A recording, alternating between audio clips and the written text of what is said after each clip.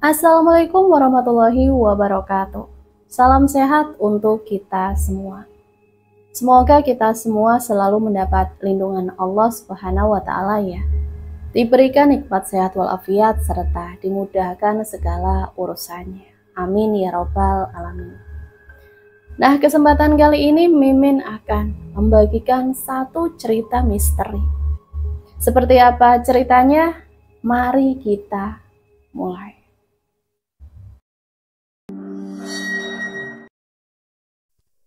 Yudis, pemuda itu mengumpat pelan. Beberapa kali ia mencoba menaikkan tuas sekring, tapi listrik tak menyala. Mungkin ada konsleting atau kabel yang terkelupas. Masalah umum untuk rumah kuno. Namanya saja rumah dari zaman Belanda. Ia akan mengeceknya besok pagi, tidak saat ini. Di malam hari dengan hujan berangin seperti ini. Sambil menutupi kepala, ia setengah berlari menembus derasnya air menuju rumah. Angin yang bertiup menggoyangkan dedaunan pohon rambutan tua di halaman depan. Begitu sampai di teras, Yudis melepas mantelnya dan meletakkannya begitu saja di meja. Ia mengibas-ngibaskan bajunya yang agak basah, lalu melangkah masuk ke rumah. "Nay," Yudis memanggil istrinya. Ia menyorotkan senter ke sekeliling. "Naya," tak ada jawaban. Yudis berjalan perlahan. Ia berjalan pelan agar tak terpleset oleh tetes air dari celananya. Ruangan itu gelap total. Ia memeriksa dapur dan ruang makan, tapi tak ada siapa-siapa. Kemana istrinya? Suara tangisan bayi memecah membuat Yudis tersentak. Itu suara tangis Amar, bayinya. Dengan bergegas Yudis melewati ruang tamu menuju kamar. Begitu berbelok dari arah ruang tamu, senternya menyorot sesosok perempuan berambut panjang yang berdiri tak jauh darinya. Sekali lagi ia mengumpat, "Bikin kaget aja." Itu Kanaya, istrinya. Kanaya tengah berdiri di depan pintu kamar. Ia mematung, menatap ke arah dalam. Suara tangis Amar masih saja terdengar. "Kamu kenapa? Hai?" Yudis mendekat penuh keheranan dengan tingkah istrinya. "Amar nangis tuh." Naya menoleh ke arah Yudis. Mulutnya terbuka, tapi tak ada suara. Tangannya terangkat pelan, gemetar menunjuk ke dalam. Amar menangis makin kencang. "Apa sih?" tanya Yudis setengah sebal. Ia mempercepat langkahnya menuju kamar. Begitu sampai di pintu, sorot senternya menerangi ruangan itu. Yudis membelalakan mata. Nafasnya tercekat. Dilihatnya Amar tengah menangis di tengah ranjang. Kakinya menendang-nendang boneka monyetnya. Di sudut ranjang berdiri sesosok makhluk yang seluruh tubuhnya terbungkus kain. Kain berwarna putih yang nampak kotor oleh tanah lumpur. Kain di bagian wajahnya sedikit terbuka dengan rambut putih panjang yang sedikit mencuntai. Nampak kapas kecil masih menempel di lubang hidungnya. Makhluk itu berdiri dengan kepala yang bergoyang pelan. Ikatan di kepalanya berayun. Seirama dengan gerakannya, ia bernyanyi parau untuk Amar yang tengah menangis. Nyanyian yang sangat dikenal Yudis. "Tak lelo, lelo, lelo, legung." Senter di tangan Yudis terjatuh di lantai. Ia menatap lekat sosok kain putih itu. Bibirnya bergetar seakan tak percaya dengan apa yang dilihatnya. Ia tak ingin percaya sebab sosok itu sangat dikenalnya. "Ibu." Yudis menghembuskan asap rokok milnya. Di hadapannya terlihat segelas kopi saset yang tinggal seperempat. Ia dan beberapa rekan kerjanya tengah duduk di sebuah bangku kayu panjang di sebuah warung kopi di pinggiran kota Surabaya. Rekan-rekannya asik mengobrol tentang bermacam hal. Sementara Yudis lebih banyak diam, mengunyah sepotong gorengan berminyak tanpa merasakannya. Matanya sibuk melihat tangannya sendiri yang tengah mengaduk-aduk gelas kopi. Bosan. Yudhistira Setia, seorang pria berusia 28 tahun yang saat ini sedang bekerja sebagai pegawai kantoran. Jam di tangan Yudis menunjukkan angka 21:35. Sudah lumayan larut untuk sebagian orang beristirahat. Namun tidak dengan kota ini. Jalanannya tak pernah sepi. Lampu-lampu tak pernah mati. Seakan kehidupan tak ada henti. Suara klakson kendaraan yang memadati terdengar silih berganti. Hingar kota yang memekakan. Yudis meraih ponselnya dari saku celana. Sebuah panggilan masuk dari nomor tak dikenal. Yudis menekan tombol merah, reject. Ia meletakkan ponselnya di meja kopi. Lemes amat, jam segini udah ngantuk, tanya seorang rekan kerjanya. Enggak. Yudis menghisap rokoknya. Kesel. Biar enggak lemas, main ke doli yuk. Gimana? Pinter nih anak ini. Sambut yang lain. Otakmu itu loh. Yudis mematikan puntungnya di tatakan kopi. Anakku baru 3 bulan. Lah justru itu, istrimu habis lahiran begitu, pasti gak mau diajak. Asa keris kan? Dasar kalian semua. Yudis tertawa. Ia meletakkan selembar 5.000 di meja sambil menaikkan resleting jaketnya. Sudah, aku duluan. Yudis memasang helmnya, lalu menstarter motornya.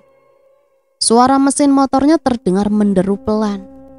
Lalu Yudis melajukan motornya menyusuri jalanan. Motor itu terlihat memasuki sebuah gang kecil di daerah Maijen Sungkono. Agak jauh dari tempat kerjanya memang. Sebab cuma di situ ia bisa menemukan kamar kos pasutri dengan harga yang sesuai budget. Namun sesuai pepatah, ada harga, ada rupa. Kamar kos berukuran 4x6 itu, temboknya dipenuhi lumut, plafon yang bolong, dan jika hujan terlalu deras, sedikit saja bocor di mana-mana. Tapi hanya itu kemampuannya. UMK sebesar 500 ribuan. Nyatanya sangat pas-pasan untuk hidup berkeluarga di Surabaya. Ini sekitar tahun 2005-an.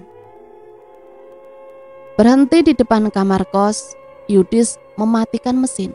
Ia tengah memarkirkan motornya di teras ketika seseorang keluar dari dalam. Belum tidur. Yudis tersenyum pada Kanaya, istrinya. Naya hanya menggeleng. Amar belum tidur. Yudis meletakkan tas kerja di meja, lalu duduk di kursi teras dengan kedua kaki terangkat. Ngapain? Ya, suaminya pulang. Mbok yo sepatunya dicopotin, dibawain kopi atau gimana? Naya menyilangkan tangannya sejenak, memandang lekat suaminya. Ia membuka sedikit kerah pijamannya.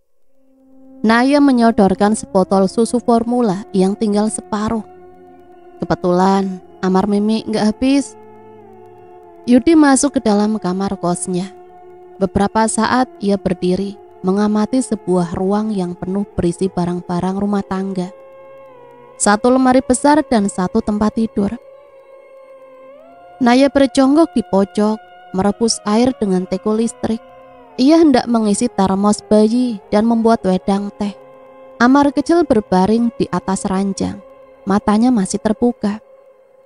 Kanaya Amelia, seorang perempuan yang sempat bekerja sebagai teller bank BUMN di Surabaya. Perempuan yang sebenarnya bisa mendapat laki-laki yang jauh lebih mampu darinya. Jujur saja Yudis selalu merasa bersalah saat melihat kondisi mereka saat ini. Ia tak tega melihat istrinya sehari-hari harus merawat bayinya di ruangan seukuran ini. Tiba-tiba ponselnya kembali berbunyi, membuyarkan lamunan Yudis. Nomor tak dikenal yang tadi. Kali ini Yudis menekan tombol hijau. Halo? Halo, Mas Yudis? Tanya seseorang di seberang telepon. Ini Suroso, Mas. Roso? Wajah Yudis berubah cerah begitu tahu siapa yang menelponnya. Ada apa malam-malam telepon, Ros? Bu Retno lagi ada di puskesmas. Tadi sore jatuh di kamar mandi, Mas, pingsan. Kamu gak usah ikut, ini bukan liburan. Yudis memasukkan baju dan lain-lainnya di dalam tas. Ia sudah meminta izin ke kantor dan bersiap bertolak naik kereta malam itu juga. Cuma 2 hari doang, malah capek di jalan nanti. Mas, aku ke rumah kamu cuma sekali doang waktu kita habis nikah, Mas. Naya cemberut mencubiti pipi Amar. Ia bersikeras ingin ikut karena merasa bosan di kos terus. Lagian ibu belum pernah ketemu Amar kan? Yudis berpikir sejenak. Memang semenjak lahir Amar belum pernah bertemu neneknya. Selain karena kesibukannya bekerja, juga karena jarak perjalanan yang cukup jauh untuk bayi seusia Amar. Tapi kali ini mereka akan naik kereta. Walaupun sama berdesakan penumpang dan tak ber-AC, tapi lebih baik ketimbang naik bus. Oke deh, 1 jam lagi kita berangkat. Matahari baru saja terbit ketika Yudis terbangun. Ia mengerjapkan matanya, memandang ke arah luar. Langit nampak indah, berwarna ungu terang, dengan burung-burung kecil yang mulai bermunculan. Sawah-sawah dan pepohonan kelapa berkelebat, berlawanan arah dengan kereta. Suara klakson panjang dari lokomotif kereta menandakan kereta akan tiba di tujuan. Lalu kereta melambat, lalu berhenti di depan sebuah depo kecil. Stasiun ini terletak membelah sebuah bukit besar bernama Gumiter yang menjadi perbatasan Jember dan Banyuwangi. Stasiun kecil namun indah karena terletak di tengah perkebunan yang sudah ada sejak zaman Belanda. Yudis dan Naya berjalan bergandengan menuju pintu keluar stasiun. Mas Yudis, sebuah seruan terdengar di kejauhan. Seorang laki-laki seusianya berlari mendekat. Roso. Suroso adalah anak dari rewang bapak di kebun dulu. Saat kecil bapak membantu menyekolahkan dan memenuhi keperluan Suroso. Yudis dan Roso sering membantu bapak mengurus kebun, ikut memasarkan kopi dan lainnya.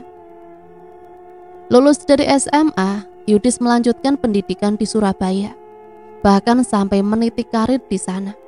Sedangkan Roso semakin rajin membantu bapak di kebun. Hingga bapak meninggal, Roso tetap melanjutkan usaha perkebunan bapak. Saat ini Rosolah yang memegang dan mengelola kebun milik bapak dulu. Bisa dibilang Suroso adalah tangan kanan keluarga.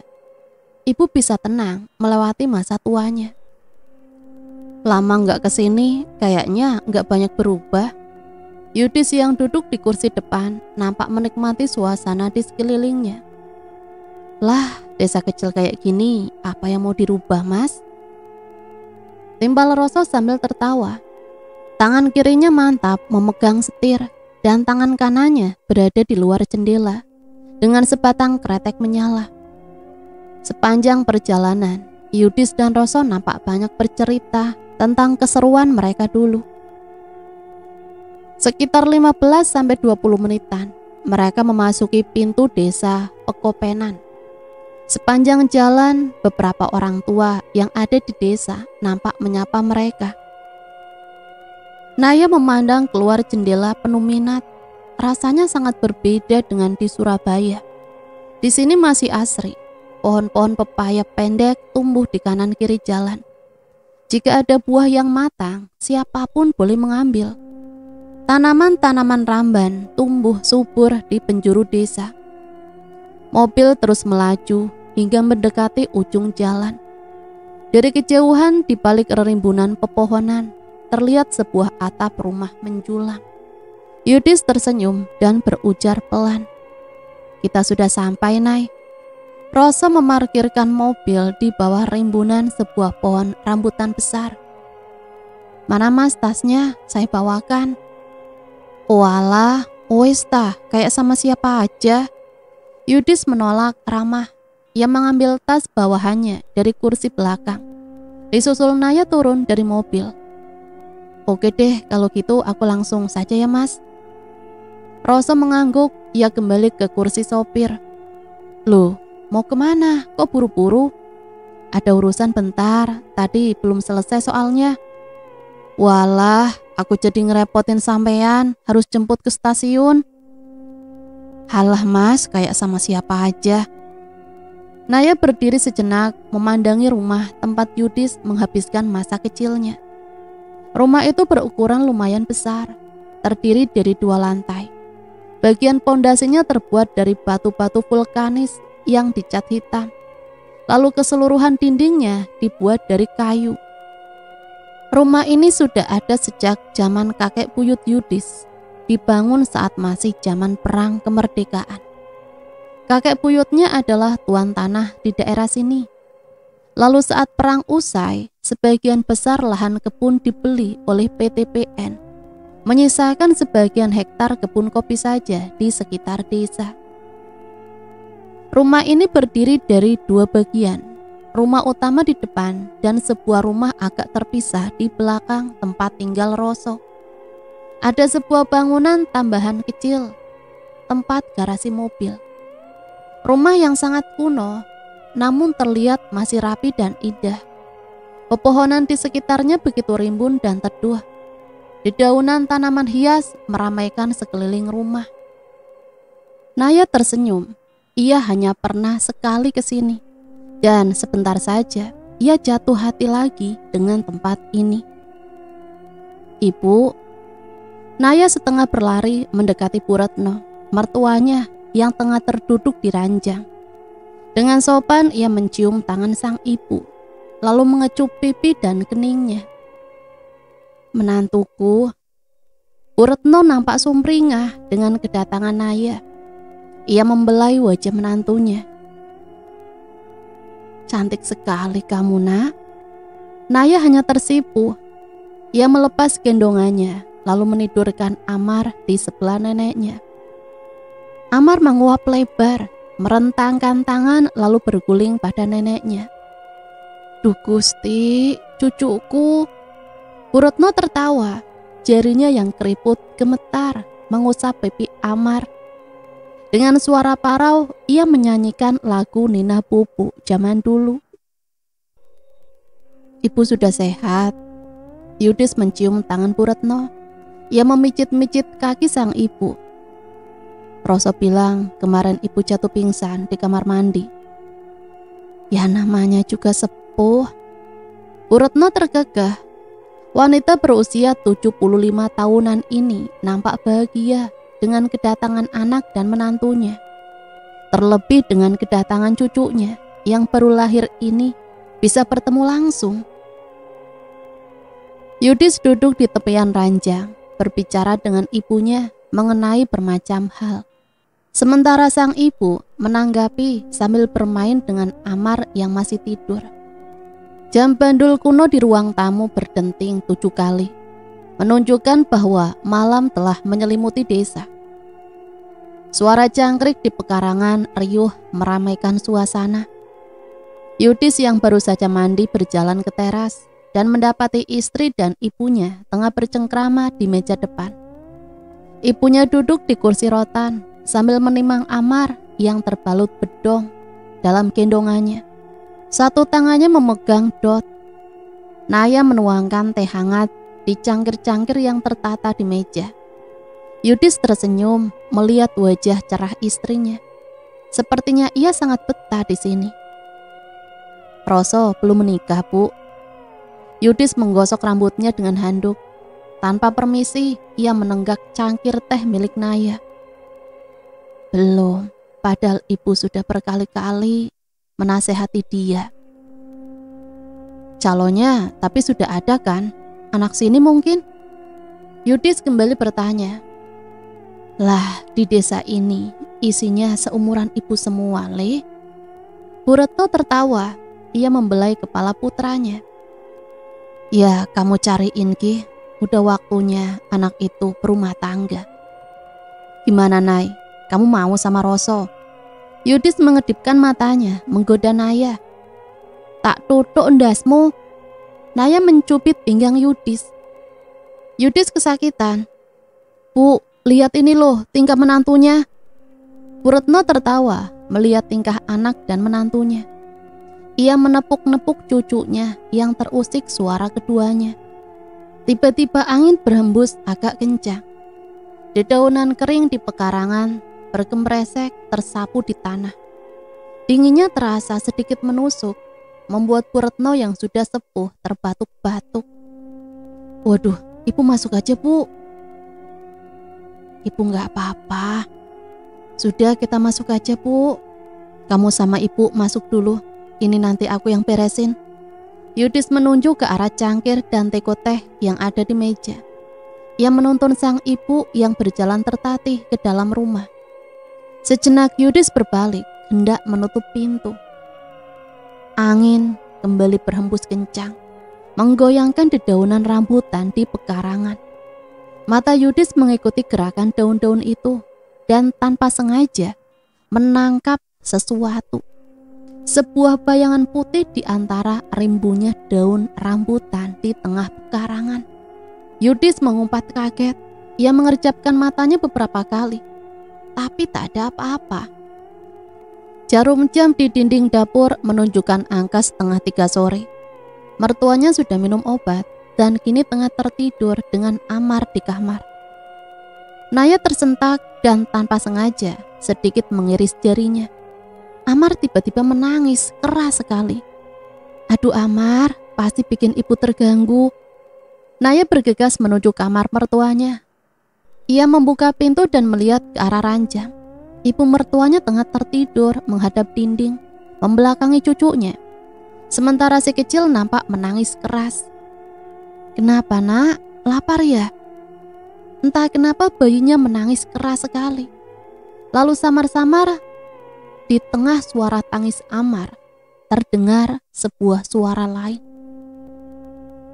Naya berhenti bergerak. Ia mengernyitkan wajahnya, mencoba mendengar dengan seksama. Suara erangan yang berat terdengar begitu dekat. Naya menatap sosok mertuanya yang masih terbaring menghadap dinding. Apa mungkin suara itu berasal dari ibu mertuanya? Ibu masih tidur. Tak ada jawaban. Ibunya terlihat tenang. Namun suara itu masih tetap terdengar. Naya kembali berfokus pada Amar. Ia menepuk-nepuk lembut bayinya untuk menenangkan. Namun suara erangan itu mulai terasa mengganggu. Perlahan Naya mendekati samping ranjang. Ia berusaha melihat wajah ibunya. Apakah masih tertidur atau tidak? Ya Tuhan, Naya hampir saja menjatuhkan Amar karena kaget. Ia menahan nafas, jantungnya serasa copot. Menghadap dinding, terlihat wajah ibunya melotot. Sesekali matanya menghitam, mulutnya terbuka lebar. Jari-jari kurusnya merentang kaku. Suara parau dan berat itu masih terdengar dari mulutnya. Kenapa Bu Retno, Mbak? Roso bergegas menuju rumah utama. Sore itu ia baru selesai dengan pekerjaannya di kebun. Selesai ganti baju, Roso menyeduh kopi dan membawanya ke teras. Tapi ia melihat Naya berlarian menggendong Amar ke arahnya. Nggak tahu, tapi ibu aneh. Emang Mas Yudis kemana, Mbak? Dia sedang pergi ke kantor pos. Naya berjalan cepat di samping Roso. Bu, Roso memanggil keras. begitu masuk ruang tamu. Ia langsung menuju kamar Bu Retno. Begitu membuka pintu, Roso seketika mematung, diam di pintu kamar. "Kenapa, Mas?" Ibu mertuanya tengah kelojotan di ranjang dengan wajah kesakitan. Matanya terbelalak lebar. Tangan dan kakinya tertekuk dalam posisi yang tidak wajar. Dari mulutnya, suara erangan itu masih terdengar. Bu Retno kenapa, Bu?" Roso berlari mendekat. Ia memegangi tangan Bu Retno. Naya hanya bisa berdiri, kebingungan, tak tahu harus berbuat apa. Ia ingin membantu, tapi Amar masih dalam gendongannya. Dari mulut mertuanya tersembur darah berwarna kehitaman, membanjiri lantai dan spray. "Ibu," Naya hendak mendekat. "Cepat kasih tahu Mas Yudis, Mbak." Roso berusaha memegangi tangan dan kaki Bu Retno yang masih kelojotan. Tapi Naya tergagap. Ia baru saja hendak berbalik ketika tiba-tiba terdengar suara yang membuat ngilu. Terdengar suara derak keras seperti suara tulang yang patah. Ibu mertuanya mengelinjang di atas ranjang dengan tubuh menekuk kaku. Matanya masih melotot, lekat ke arah Naya. Bu Retno, Bu!" Roso memanggil-manggil. Naya hanya bisa berdiri, menatap penuh kengerian saat suara patahan tulang itu terdengar beberapa kali. Suara erangan pelan itu masih terdengar. Lalu pelan-pelan suara itu menghilang. Bu Retno berhenti bergerak. Bersamaan dengan itu, sayup terdengar suara azan asar. Roso terdiam beberapa saat, lalu menyentuhkan jari di hidung majikannya itu. Ia menoleh ke arah Naya dan menggeleng. Naya masih berdiri mematung. Air matanya meleleh melihat kondisi wanita di depannya. Ia masih terdiam memandang ke arah wajah sang mertua. Mata ibu mertuanya yang melotot seakan penuh amarah terpaku ke arahnya. Bukan, tapi ke arah bayinya. "Astagfirullahaladzim." Lirih Mas Irham mengelus dadanya kaget saat pertama kali masuk kamar Bu Retno. Mas Irham adalah laki-laki seusia Yudis yang dianggap sebagai tokoh agama di daerah setempat. Mas Irham ini tengah mengajar di madrasah. "Gimana, Mas?" tanya Roso. Hal pertama yang ia lakukan adalah memanggil Mas Irham setelah memastikan Bu Retno sudah meninggal. "Lebih baik dibersihkan bekas darah ini dulu."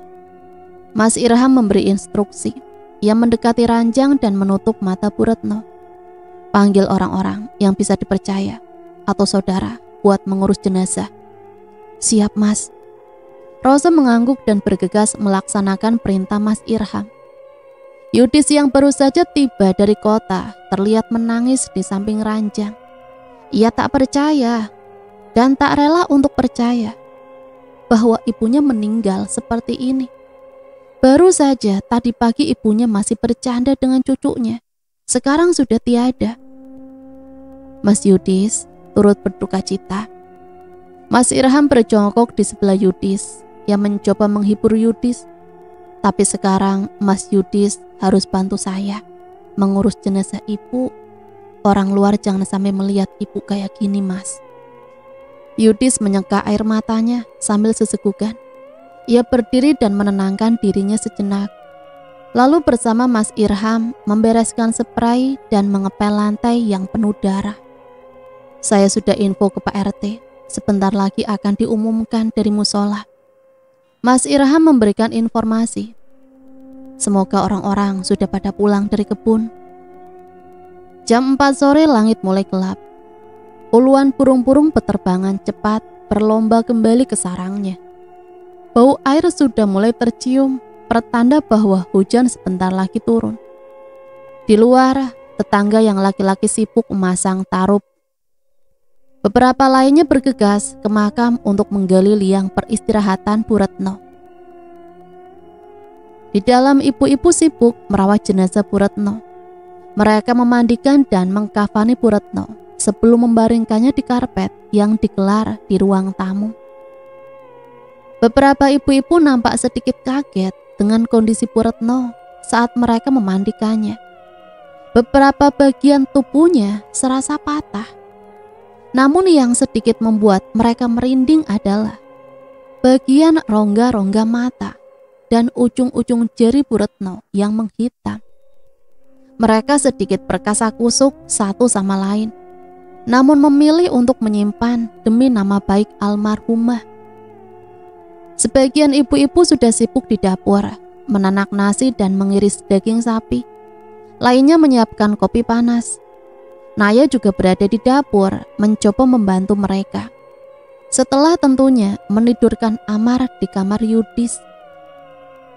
"Sudah Mbak, sampean ke depan saja. Biar di dapur kami saja yang urusin." "Nggih Bu." Naya mengangguk. Ia beranjak dari dapur dan menuju ruang tamu. Di ruang tamu, jenazah Bu Retno dibaringkan di tengah, ditutupi jarik coklat bermotif kawung. Di sampingnya sebuah keranda bertutup kain hijau bertuliskan kalimat syahadat sudah disiapkan. Naya berdiri di pintu ruang tamu. Ia menatap lekat jenazah mertuanya. Masih teringat jelas ekspresi sang ibu beberapa saat lalu. Matanya yang terbuka menatap tajam kepadanya. Bulu kuduk Naya merinding. "Sini Nduk, bantuin." Sebuah suara parau membuyarkan lamunan Naya. Seorang nenek tetangga sebelah menyentuh tangan Naya. Suara perempuan itu sangat menenangkan, membuat Naya merasa nyaman. Naya duduk di sebelahnya dan ikut merangkai untayan bunga dan potongan pandan untuk dipasang di atas keranda. "Biar jalan ibunya wangi," ujar si nenek. Jemari tuanya bergerak pelan menusukkan bunga dan pandan ke jarum rangkaian kembang. Pandan ini selalu ada dalam tradisi hidup orang Jawa. Buat bubur ketan saat lahir, selamatan, nikahan, bahkan saat sudah meninggal pun masih hadir menemani kita. Naya tersenyum. Bau pandan yang baru dipotong itu begitu menusuk. Jujur saja, ia tidak terlalu suka. Tapi ia tetap membantu si nenek untuk meronce. Beberapa saat kemudian mereka mendapat info bahwa liangnya sudah siap. La ilaha illallah, la ilaha illallah. Iring-iringan pengantar jenazah terus mengucap tahlil, menyusuri jalanan tanah menuju pemakaman. Beberapa dari mereka membawa nisan, yang lain membawa kayu-kayu dipan. Karena saat itu langit sudah bergelayut gelap, maka hanya tetangga dan warga laki-laki yang pergi mengiring. Menjelang tengah jalan, rintik hujan mulai turun, dan tak perlu waktu lama sampai akhirnya menjadi deras. Yudis dan Roso menggotong keranda di posisi paling depan. Mereka diam tak banyak bicara. Kedua orang itu nampak sangat kehilangan, menatap lurus jalanan basah, tak mempedulikan derasnya hujan yang membasahi tubuh mereka. Iring-iringan tiba di tanah pemakaman. Langkah kaki mereka sedikit tertahan oleh tanah yang becek. Mata Mas Irham memicing melihat keriuhan para penggali kubur di tengah derasnya hujan. Mas Irham melepas sandalnya dan berlari mendekat, meninggalkan para penggiring di belakang. Lalu ia menyadari apa yang terjadi. Para penggali tengah sibuk membuang galian tanah merah yang memenuhi bagian dalam. "Cepat, bantu sini!" teriak seseorang dari dalam. "Kenapa ini?" Mas Irham tanggap, melipat celananya selutut, lalu tangannya langsung meraih cangkul. "Gara-gara hujan, Mas," jawab si penggali. Ia menunjuk beberapa jalur air yang mengalir deras dari sekitar galian. "Tanahnya ambrol barusan saja." Iringan jenazah tiba di samping lubang kubur. Yudis dan Roso meletakkan keranda di dekat tanah galian makam. Mereka segera membantu penggalian tanah ambrol yang menutupi peristirahatan terakhir Bu Retno. Warga yang lain nampak mulai berbisik-bisik. Yudi sedikit banyak bisa mendengarnya. Telinganya pun mulai terasa panas. Apa bisa gali lubang lain? Yudis berhenti sejenak. Ia memandangi sekitar, mencari lokasi kosong yang tidak terendam air. Butuh waktu lama, Mas. Sebentar lagi matahari tenggelam. Mas Irham menunjuk ke langit yang mulai temaram. Ia masih terus mencangkul tanah. Dilarang hukumnya mengubur mayat di sekitar waktu itu. Gimana? Yudis bertanya pada Roso sebagai orang terdekatnya di sini. Sampean putranya lebih berhak memutuskan. Roso menyeka wajahnya dengan tangan penuh lumpur. Lagi pula kasihan Bu Retno, Mas. Kalau harus menunggu lama di bawah hujan begini. Beberapa lama kemudian, lebih dari separuh tanah berhasil digali keluar. Sesuai saran Mas Irham dan Roso, jenazah Bu Retno diturunkan dalam galian yang sebagian tembok tanahnya ambrol. Walaupun liangnya tidak berbentuk kotak sempurna, yang penting galian di sekitar jenazah sudah layak. Lalu semua orang di sana berdiri diam, membuat suasana pemakaman terasa begitu haru di bawah guyuran hujan deras. Mas Irham berjongkok melepas semua ikatan tali kafan Bu Retno dibantu Yudis dan Roso. Kini saatnya mengumandangkan azan terakhir bagi jenazah. Mas Irham bersiap. Ia mengangkat tangan kanannya menutupi telinga, lalu menarik nafas panjang. Bibirnya membuka, mengucap takbir pertama. Baru mau berucap, tiba-tiba kilatan cahaya membelah langit dan suara geledek menggelegar di udara. Astagfirullahaladzim. Seluruh pengiring tersentak. Mereka nampak sangat terkejut dengan suara petir di atas mereka. Bisik-bisik kembali terdengar, bahkan lebih dari yang tadi. Yudis menatap ke arah langit yang masih menghujaninya. Tenang bapak-bapak.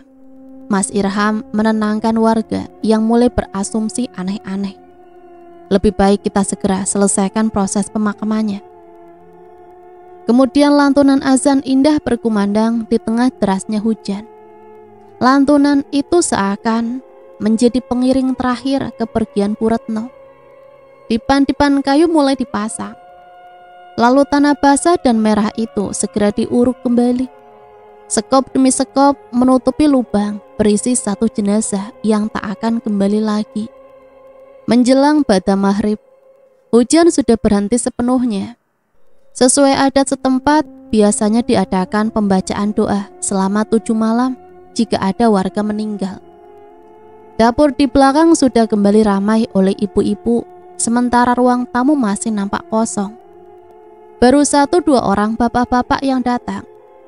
Sebagian bapak-bapak lainnya masih berada di musola atau masih di rumah karena sore tadi kehujanan. Yudis berdiri di depan teras, mengenakan kemeja dan sarung. Sebagai tuan rumah dan satu-satunya keluarga almarhumah, ia harus menyambut dan menyalami setiap warga yang datang. Mas, ibu saya kenapa ya? Bisik Yudis lemas, pandangannya menerawang kosong. Ia terlihat masih belum bisa menerima kepergian ibunya, terlebih dengan segala kejadian aneh tadi. Maksudnya Mas? Mas Irham berdiri di sebelah Yudis. Ia ikut menyambut tetangga yang hadir dan mengarahkan mereka masuk. Ya, Mas lihat sendiri gimana keadaan jenazah ibu saya. Terus saat pemakamannya, ada hujan, kuburannya longsor, ada petir juga.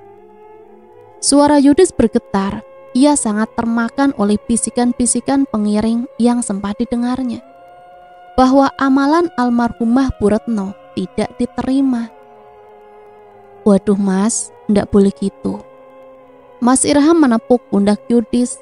Ia mulai paham maksud Yudis. Hujan dan petir itu kejadian alam biasa, bisa saja cuma kebetulan. Kita tidak boleh berpikir suudzon sama Gusti Allah Kita itu menungso, Mas, tidak tahu apa yang menjadi rahasianya. Yudis diam, mendengarkan sambil menendangi kerikil kecil. Wong sama teman sendiri saja, kita tidak bisa menebak apa maksud seseorang. Lah kok sampean berani menduga apa maksud Gusti Allah? Mas Irham sedikit memberi nasihat untuk Yudis. Ndak nyampe pikiran kita. Tapi kan memang katanya begitu, Mas. Katanya kalau ada hal-hal yang menghambat pemakaman seseorang itu karena semasa hidup. Sudah, Mas. Mas Irham menyela. Ia sejenak tersenyum bersama Yudis untuk menyalami beberapa tetangga yang mulai berdatangan. Daripada sampean mikir aneh-aneh, lebih baik kita kirim doa untuk almarhumah. Apalagi sampean putranya sendiri. Doa yang utama untuk ahli kubur itu ya doa dari anaknya. Lihat ini, mereka yang datang ke sini. Bapak ibu sekitar ini datang membantu acara kirim doa buat ibunya sampean. Karena semasa hidup ibunya sampean ya baik sama mereka. Yudis merenungkan kalimat Mas Irham. Ada sedikit perasaan lega setelah mendengar penjelasan darinya. Sebuah senyum tipis tergambar di wajah Yudis. Di kamar, Naya duduk di ranjang sambil bermain dengan Amar yang berada dalam gendongannya. Awalnya Naya membantu ibu-ibu melakukan pekerjaan di dapur. Namun ia mendengar Amar menangis di kamar, maka Naya izin undur diri sebentar. Beberapa lama Naya menggoyang gendongan tangannya sambil berputar pelan di dalam kamar. Mata Amar mulai setengah terpejam. Naya berhenti bergerak. Sekilas lalu ia mendengar suara dari luar jendela kamar. Mata Naya melirik ke arah luar. Tak ada apa-apa, hanya gelap karena memang di luar jendela kamar adalah taman kecil, penuh rimbunan tanaman hias.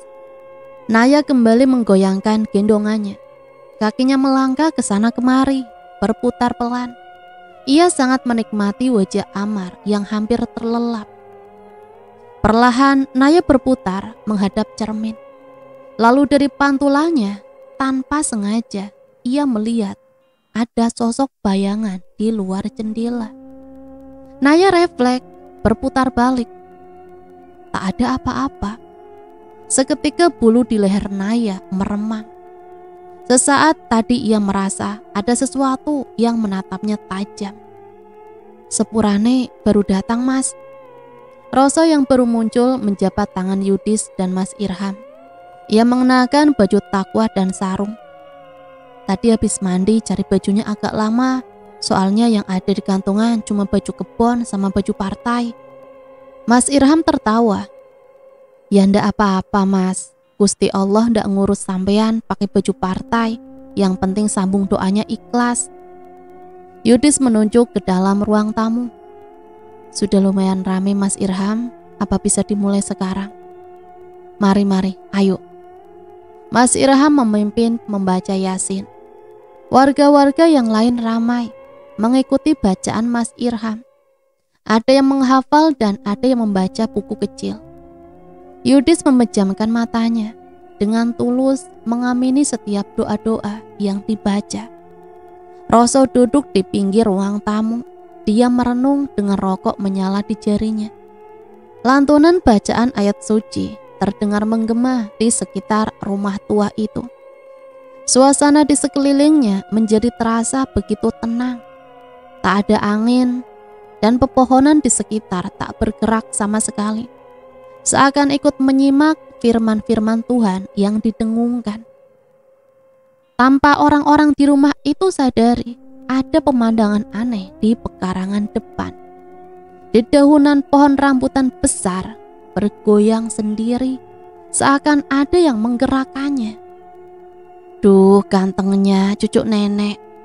Bu Retno tersenyum sumringah menatap Amar. Sejak tadi wanita itu menggendong Amar, seakan tak ingin lepas dari cucunya. Ia membenamkan wajahnya, menciumi pipi dan badan Amar dengan gemas. Ih, Amar belum mandi dari pagi loh, Nek. Naya tertawa. ia menuangkan air termos ke dalam botol yang sudah berisi susu formula. Ini mimiknya, Am. Enak sekali kok, cucu nenek enak sekali. Bu Retno mengangkat wajahnya, lalu tertawa nyaring dengan nada tinggi melengking. Rambut putihnya terurai acak-acakan, matanya menyipit menatap Naya. Mulutnya menyeringai, mengunyah sesuatu dengan darah yang masih menetes-netes. Sementara tangannya menggendong Amar yang terkulai dengan leher yang terkoyak. Astagfirullahaladzim. Naya terduduk di ranjang dengan tubuh penuh keringat. Sampai-sampai piyamanya basah kuyup. Nafasnya terengah-engah dengan jantung yang masih tak beraturan. Naya menatap Yudis dan Amar yang sedang terlelap di sebelahnya. Ia menghela nafas panjang, menyibak rambut panjang di belakang telinga. Rupanya hanya mimpi buruk. Naya terdiam, menenangkan diri selama beberapa lama. Suara cangkrik dan kodok yang riuh di luar rumah menandakan bahwa malam sudah teramat larut. Naya berdehem beberapa kali, merasakan betapa bibir dan tenggorokannya sangat kering. Ia meraih botol yang ia letakkan di meja samping ranjang. Ringan, botolnya telah kosong. Naya mendengus sebal ke arah suaminya yang selalu menjarah barang-barangnya. Ia beranjak turun dari ranjang, berjalan menuju pintu kamar, hendak mengisi ulang botol di dispenser galon dapur. Naya mematung di pintu kamar yang sedikit terbuka. Betapa ia baru menyadari suasana rumah ini sangat berbeda saat tengah malam seperti ini. Sepi. Walaupun lampu ruang utama dan dapur tidak dimatikan. Entah kenapa Naya merasa kurang nyaman. Ia berbalik menuju ranjang. Mas Yudis. Naya menggoyang bahu suaminya. Lalu Naya terdiam menatap wajah sang suami yang nampak begitu nyenyak. Ia pasti merasa sangat kelelahan mengurusi kerjaan, mengurusi pemakaman, mengurusi acara pengajian. Terlalu banyak hal yang terjadi dalam satu hari ini. Sudahlah. Naya memilih membiarkan Yudis melanjutkan tidurnya. Naya kembali ke arah pintu kamar. Kali ini ia mendorong pintunya terbuka. Masih saja ia merasakan suasana yang berbeda di rumah ini. Naya memberanikan diri, ia bergumam pada diri sendiri bahwa ini adalah rumah suaminya. Yudis tinggal di sini bertahun-tahun, sejak kecil sampai SMA. Naya berjalan melewati lorong kecil yang memisah kamar dan ruang tamu. Entah kenapa malam ini rumah terasa sangat sunyi, terlalu sunyi. Naya menyeberang dapur, menuju dispenser di sebelah kulkas. Sejenak ia diam, mengisi air dingin ke dalam botolnya. Setelah penuh terisi, Naya iseng membuka pintu kulkas. Naya berjongkok di depan kulkas.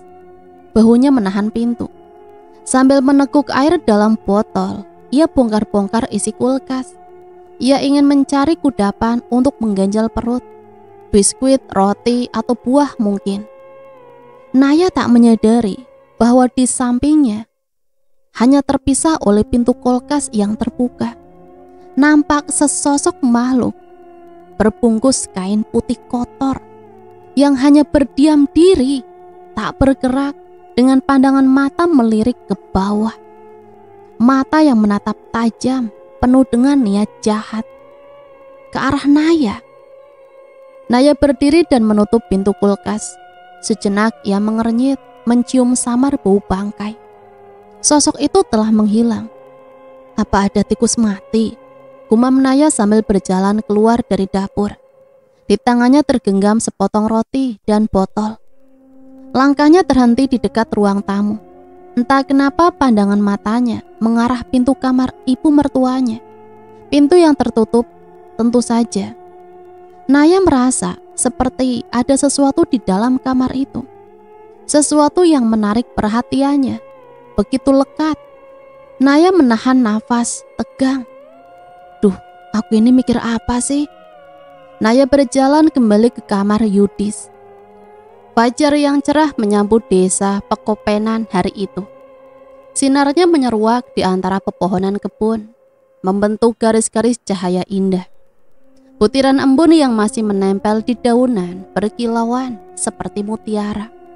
Yudis terlihat duduk berdua bersama Roso di rumah belakang, tempat Roso tinggal.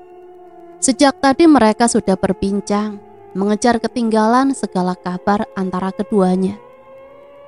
Pagi Mas Roso. Naya berjalan mendekat ke arah mereka. Ia membawa nampan berisi kopi dan sepiring ketela goreng. Ah, pas sekali pagi-pagi gini, ujar Yudis bersemangat. Ia nampaknya sudah lumayan bisa menerima kepergian Bu Retno. Enak juga ya ternyata pagi-pagi dibikinin ginian. Roso menghisap kreteknya dalam. Ia mengamati Naya yang tengah menata gelas dan lainnya di meja. Kayaknya aku kudu cepet-cepet nikah juga nih. Roso, emangnya dilama-lamain nikah? Sampean mau cari calon yang kayak gimana sih? Yang kayak... Roso menghembuskan asap kretek sembari menuang kopi ke dalam gelas.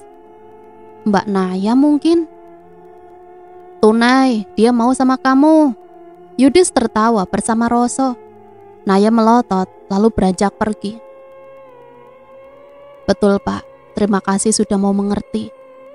Yudis mengangguk-angguk dengan ponsel menempel di telinga. Ia tengah menelpon kantor untuk izin memperpanjang liburnya. Baik, tapi pastikan bahwa semuanya selesai. Kami di sini kekurangan orang. Siap Pak, terima kasih. Kenapa? Tanya Naya saat melihat raut wajah suaminya. Ia sudah hafal dengan wajah yang ditekuk itu. Enggak apa-apa. Udah sore banget nih, apa enggak masak untuk acara pengajian nanti? Udah selesai dari pagi kok, nanti ibu-ibu datang tinggal nata di piring, terus kasih kuah. Naya mengangkat Amar dari ranjang dan menyerahkannya ke Yudis. Nitip Amar ya, aku mau mandi dulu. Naya mendorong pintu yang terbuat dari kayu dan seng yang sudah tua. Lalu berjalan masuk. Beberapa bagian tembok kamar mandi nampak kusam dan berlumut. Setengah bersenandung, Naya melolosi satu persatu kancing dasternya dan menggantungkannya di candelan tembok. Ia melepas ikatan rambutnya, membiarkan rambut panjang sebahu itu terurai. Lalu dicelupkan tangannya ke dalam bak mandi yang berisi air sumur itu. Dingin. Ia mengambil segayung penuh air dan pelan-pelan mengguyurkannya di atas kepala. Suara gemericik air yang beradu dengan lantai semen memenuhi kamar mandi. Naya sedikit berjengkat ketika air membasahi punggungnya. Dingin sekali, namun terasa begitu segar. Sangat jauh berbeda dengan air di kosnya di Surabaya. Tanpa Naya sadari, sepasang mata dengan niat jahat tengah mengamatinya dari tadi. Mata yang mengamati setiap gerak-gerik Naya di kamar mandi. Mata yang memandang lekat setiap aliran air yang mengikuti lekuk tubuh Naya. Naya mengambil sabun batang yang berada di atas tepian bak air. Lalu ia mulai menggosokkan sabun itu ke badannya. Aroma buah samar-samar menyeruak ketika sabun itu dipakai. Naya memejamkan matanya, tersenyum menghirup dalam wangi sabun yang membuatnya rileks. Lalu sejenak ia mematung. Sebab perlahan wangi sabunnya berubah. Bukan wangi buah atau bunga. Naya berpikir sejenak. Sebab wangi menusuk itu sangat dikenalnya. Wangi yang rasanya baru-baru ini ia cium. Wangi pandan. Wangi pandan yang sama saat ia membuat ronce bunga keranda jenazah mertuanya kemarin. Seketika sekelebat ingatan tentang raut wajah melotot jenazah ibu mertuanya kembali muncul dalam benaknya. Naya mencoba untuk tidak peduli dan kembali menyiramkan air untuk membilas bersih busa sabun yang menempel di badannya. sebuah desahan lirih terdengar tepat di telinganya. Seketika seluruh tubuh Naya seperti meremang, bukan karena dingin air, namun karena suasana yang ia rasakan di dalam kamar mandi. Naya melempar gayung ke bak dan menyambar handuk di cantelan tembok. Cepat-cepat ia membalut dirinya dengan handuk, tak peduli dengan air yang masih menetes deras dari rambut dan tubuhnya. Ia bergegas keluar dan setengah berlari ke kamar. Naya merasakannya lagi.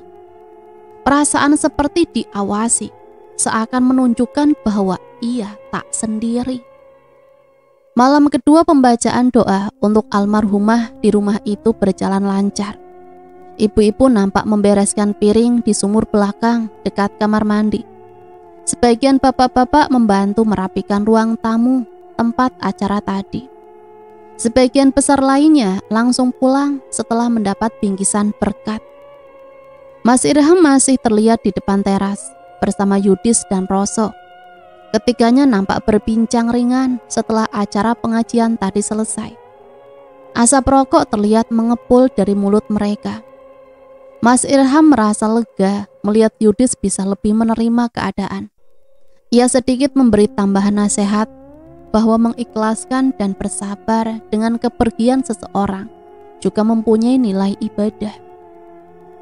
Yudis dan Roso diam menyimak penjelasan Mas Irham. Baiklah, kalau begitu saya pamit dulu. Mas Irham mengakhiri pembicaraannya sambil menyalami Yudis dan Roso. Kok buru-buru Mas Irham? Nggak ngopi-ngopi dulu? Untuk malam ini saya nggak dulu deh. Saya mau istirahat sebentar, nanti malam dapat giliran ronda. Yudis dan Roso mengangguk mengerti. Mereka mengucapkan terima kasih pada Mas Irham, lalu berbalik untuk membereskan tempat acara. Iya, saya dengar dari istri saya, katanya jenazah Bu Retno kayak ada yang nggak beres begitu. Nah itu dia, istri saya kan ikut mandiin. Dia lihat sendiri, jenazah Bu Retno bagian matanya menghitam, mukanya agak ngeri gitu pokoknya. Terus ada beberapa bagian yang kayak patah tulang gitu. Sambut Nasrul, mulutnya tak berhenti mengunyah kacang Garuda yang tersedia di tengah. Kamu sih gak ikut pas pemakaman. Udah hujan, jalannya becek. Pas Mas Irham mau azan, tiba-tiba ada petir pula. Ketiga orang tersebut nampak seru berbincang, lebih tepatnya ngerasani soal kematian Bu Retno. Mereka duduk melingkar di sebuah bangunan kayu pos ronda yang terletak di tengah pertigaan jalan desa. Assalamualaikum, sapa Mas Irham dari kejauhan. Ia membawa senter besar. Waalaikumsalam. Maaf agak terlambat datang ini saya. Mas Irham. Nasrul mendekat setengah berbisik. Emang beneran pas sampean mau azanin Bu Retno tiba-tiba ada suara geledik? Mas Irham menenggak tehnya sambil menduga arah pembicaraan. Terus kan lubang kuburnya ambrol gitu. Ipung menambahkan. Sejenak ia memandang berkeliling karena hendak mengucapkan hal yang dianggap tabu. Apa benar itu tandanya Bu Retno hendak diterima bumi? Mas Irham meletakkan gelas di samping termos. Ia menghela nafas heran dengan tingkah laku bapak-bapak di sekitarnya. Gini Pak, Bu Retno orangnya sudah meninggal. Nggak perlu lagi dibahas, apalagi menuduh yang aneh-aneh.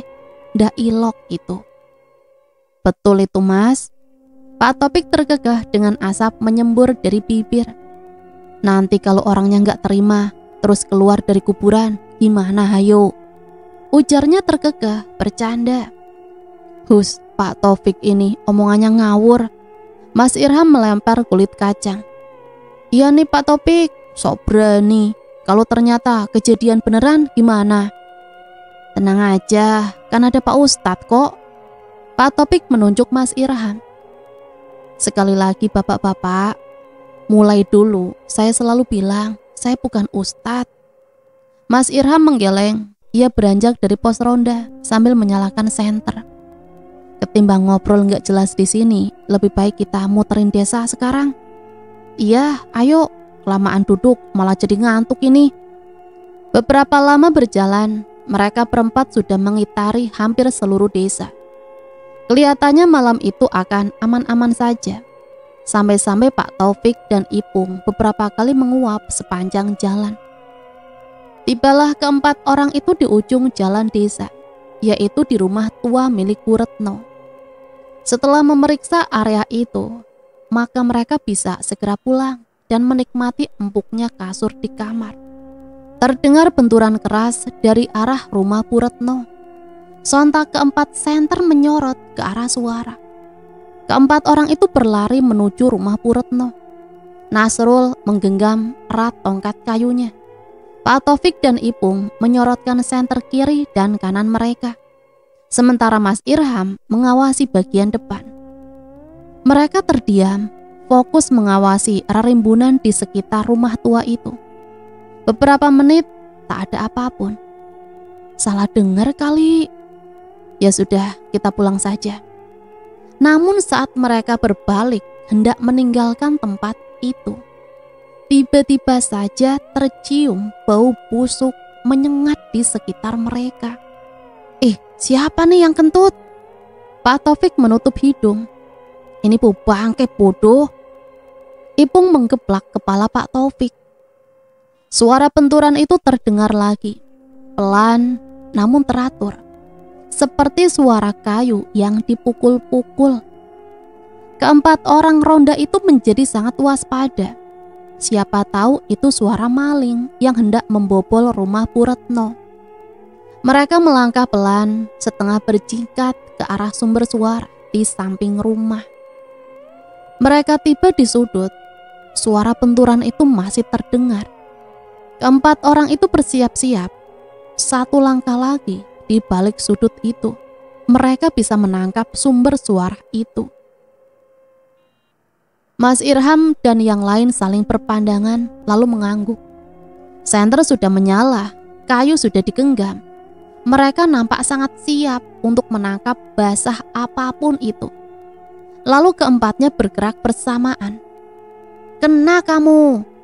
Tapi seketika Nasrul, Pak Taufik dan Ipung langsung berlari menjauh dari tempat itu sekencang-kencangnya, meninggalkan Mas Irham yang berdiri paling depan, mematung menahan nafas tegang. Ia tak salah lihat. Di antara rimbunan pepohonan hias terlihat jasad Bu Retno yang terbungkus kain kafan, tengah berdiri di dekat jendela kamar. Ia membenturkan kepalanya berulang-ulang ke kusen jendela. Pelan, teratur, membuat suara benturan-benturan yang sejak tadi mereka dengar. Wajahnya menghitam, agak mengembung karena pembusukan. Bau bangkai itu berasal dari sosoknya. Mas Irham berbalik dan berlari menyusul ketiga rekan rondanya itu. Nasrul, Pak Rafiq, dan Ipung tengah terkapar kelelahan di dekat pos ronda. Mereka mendengar suara langkah orang berlarian mendekat. Ketiganya agak keheranan ketika melihat Mas Irham berlari dari kejauhan. Loh, Mas Irham kok nyusul lari ke sini? Lah memangnya kenapa? Mas Irham terengah-engah sambil memegang lutut. Ia mengusap dahinya yang berkeringat. Sampean kan ustadz, bukannya bisa ngalahin yang... Pak Taufik menunjuk ke arah ujung desa. Yang semacam itu tadi. Ngalahin matamu, aku ini cuma sedikit lebih fasih baca Quran. Sama biasa imamin sholat di musola. Kalau urusan sama begituan, aku sama kayak sampean-sampean ini. Aku yang menungso biasa, aku ya takut rek. Apalagi malah ditinggal kabur duluan. Oh, tak pikir sampean bisa ngelempar tasbih atau keluar cahaya dari tangan gitu. Ternyata Ustadz nggak bisa tarung lawan setan toh. Gumam Nasrul. Di tengah jantungnya yang masih berdebar tak karuan, Mas Irham membatin, mempertanyakan referensi mereka mengenai Ustadz. Lalu Mas Irham menoleh, menatap jauh ke arah rumah Bu Retno. Ini bukan masalah biasa. ini pasti ada apa-apanya. Baik Pak, ujar Yudis datar, matanya menatap jauh ke pekarangan. Di tengah mempersiapkan tikar dan lainnya untuk acara pembacaan doa malam ketiga. Orderan kita sedang tinggi, banyak yang belum terinput dalam sistem, numpuk semua. Kamu harus kerjakan hari ini juga. Berarti saya harus ambil data dan langsung input di kantor cabang Jember, Pak. Yudis menatap jam tangannya. Butuh waktu sekitar 1 jam untuk sekali perjalanan menuju kota. Padahal sebentar lagi maghrib. Saya sudah info ke kantor Jember. Mereka akan izinkan kamu pakai kantor mereka selama yang kamu butuh. Yang penting itu semuanya harus selesai secepatnya. Tapi gak ada tapi-tapian. Lalu panggilan diputus. Yudis memandangi layar ponselnya. Kenapa lagi, Mas? Naya mengaduk-aduk kuah sop yang sudah disiapkan untuk acara kirim doa. Acara akan dimulai setelah ba'da maghrib. Beberapa orang ibu-ibu nampak menyiapkan nasi putih di atas piring. Setelah acara yasinan, aku harus ke kota. Yudis memijit kepalanya. Ia merasa lelah sekali. Namun banyak hal menunggu untuk diselesaikan. Aku harus langsung input data ke sistem online lewat kantor cabang Jember. Gak bisa dibawa pulang aja kerjaannya ke sini. Yudis menggeleng. Kalau dibawa, aku kerjain berkas fisik. Hasilnya harus aku kirim lewat pos. Sampai Surabaya perlu diinput lagi, panjang. Naya mengangguk paham. Acara pembacaan doa malam itu berjalan lancar. Tapi berbeda dengan 2 hari sebelumnya. Malam ini hanya segelintir bapak-bapak saja yang datang. Bahkan Mas Irham juga tidak terlihat. Memang tidak ada kewajiban untuk selalu datang 7 hari berturut-turut, karena warga desa juga punya kesibukan sendiri. Yudis tak terlalu ambil pusing. Ia berangkat ke kantor cabang Jember sekitar jam 8 malam. Naya duduk di ranjang, setengah mengantuk. Ia terbangun di tengah malam lagi. Ia terbangun dengan bagian depan kemeja yang terbuka karena tidur sambil menyusui Amar. Naya menatap Amar yang sedang terlelap di sebelahnya. Bayinya nampak tenang, tidur di sebelah boneka monyet yang terlihat sama besarnya dengan Amar. Naya melirik ke arah botol. Sudah kosong. Ia telah meminum habis semuanya tadi karena tak ingin merasa kehausan di tengah malam. Tapi kini ia malah harus ke kamar mandi karena ingin buang air kecil. Naya menatap ponsel Nokia-nya. Ia membaca SMS dari Yudis yang mengatakan bahwa ia akan pulang sangat terlambat karena pekerjaannya menumpuk. Jam di layar menunjukkan angka 1:30. Rupanya sudah larut sekali. Naya membalas pesan Yudis, memintanya agar cepat pulang. Naya meletakkan ponselnya dan menatap pintu kamar dengan bimbang. Ia harus memilih antara menjaga Amar atau pergi ke kamar mandi. Satu sisi tidak mungkin ia menahan dorongan buang air kecil semalaman. Sisi lain, masa ia harus meninggalkan Amar sendirian di kamar? Naya berdecak sebal. Ia mengambil pilihan kedua. Buang air kecil tidak memakan waktu sampai 5 menit. Naya beranjak dari ranjang sambil membetulkan kancing kemejanya. Ia membuka pintu kamar dan berdiam sejenak. Matanya menyapu lorong dan dapur. Sepi tentunya. Tapi entahlah, malam ini justru terasa biasa saja. Naya melenggang santai menuju dapur. Ia lalu membuka pintu belakang. Kegelapan pekat dan hawa dingin seketika menyambutnya. Naya bergidik, ia setengah berlari ke arah pintu kamar mandi. Dibukanya pintu kayu dan seng itu, lalu menyalakan lampu kamar mandi. Ia berjongkok dan segera melakukan urusannya. Ia tidak ingin berlama-lama di sini. Angin berembus, membuat pohon mangga di samping kamar mandi bergoyang. Daun-daunnya berkerisik, membuat bunyi-bunyian yang berpadu dengan suara jangkrik. Lalu perlahan tercium wangi yang amat ia kenal. Wangi itu semerbak memenuhi kamar mandi. Wangi pandan. Cepat-cepat ia membasuh dirinya dengan air, lalu bergegas keluar dari kamar mandi. Baru saja kakinya menginjak lantai dapur, ia mendengar suara tangis Amar. Ya ampun, Amar. Naya segera menghampiri Amar yang tengah menangis di ranjang. Ia duduk di tepian. Dengan hati-hati, ia merengkuh Amar dan menggendong bayi itu dalam lengannya. Maafin ibu ya nak, tadi ninggalin Amar. Amar lapar. Naya mencopot sebagian kancingnya dan menyodorkan dadanya ke mulut Amar. Namun Amar seakan tidak peduli. Ia mengacukan dada Maya di mulutnya. Naya diam sambil menepuk-nepuk Amar. Rasa-rasanya tadi terdengar suara benturan. Ia menunggu beberapa saat, namun hanya suara tangis Amar yang terdengar.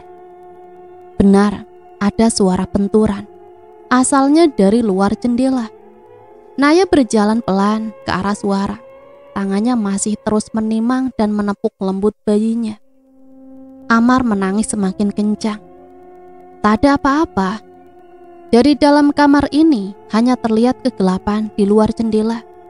Namun ia bisa melihat siluet tanaman hias yang rimbun di luar. Hanya ada di daunan yang bergerak oleh angin. Lalu apa yang membuat suara-suara itu? Naya menoleh ke atas dan seketika terjengkal ke belakang. Ia mundur beberapa langkah, hampir terjatuh karena kaki dan pinggangnya berasa tak bertenaga. Jasad ibu mertuanya tergantung terbalik di luar jendela dengan tubuh yang terbungkus kafan kotor.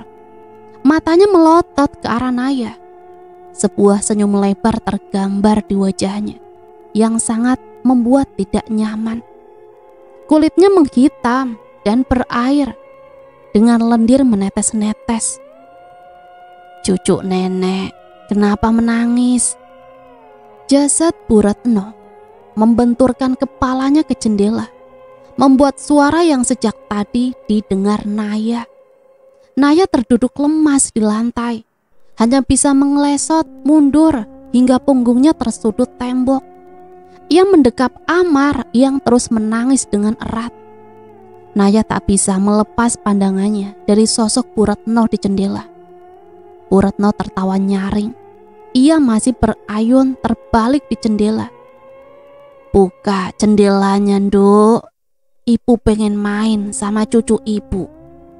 Ampun, Bu. Jangan ganggu Naya, Bu. Air matanya meleleh. Ia merasa begitu tak berdaya dan mulai menangis bersama Amar. Nduk, ini ibu. Ibu kangen sama Amar. Naya mendekap Amar erat. Ia memejamkan matanya. Dengan putus asa, ia mengucap istighfar sebanyak-banyaknya. Air matanya menetes-netes, membentuk titik air di lantai. Ia benar-benar merasa ketakutan, terutama tentang keselamatan Amar. Sekuat tenaga, Naya berusaha untuk tak mempedulikan suara-suara dari luar, berharap semoga ini cepat berakhir. Buka jendelanya, Nduk. Nah teman-teman, karena ceritanya terlalu panjang, jadi sampai di sini dulu ya. Masih ada satu part lagi. Sebenarnya apa sih yang terjadi sampai jasadnya Bu Retno, arwah dari Bu Retno, gentayangan? Sampai di sini Mimin pamit undur diri. Mohon maaf apabila banyak salah kata. Sampai berjumpa kembali di part selanjutnya. Matur nuwun, wassalamualaikum warahmatullahi wabarakatuh.